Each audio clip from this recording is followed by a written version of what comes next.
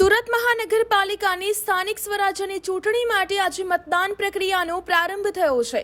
શહેરના કુલ 30 વોર્ડની 120 બેઠકો માટે સવારે 7 વાગ્યાથી સાંજે 6 વાગ્યા સુધી મતદાન યોજાશે। આ લોકશાહીના પર્વમાં વિધાનસભાના ઉપાધ્યક્ષ પૂર્ણેશભાઈ મોદીએ પણ પોતાના મતાધિકારનો ઉપયોગ કરી મતદાન કર્યું હતું।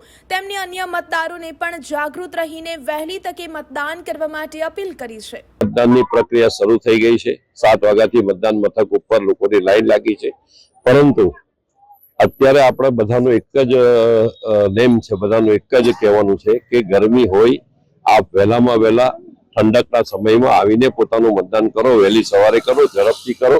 બધાને મતદાન મથક ઉપર પહોંચવા અનુરોધ કરું છું। લોકોમાં કેવો ઉત્સાહ છે?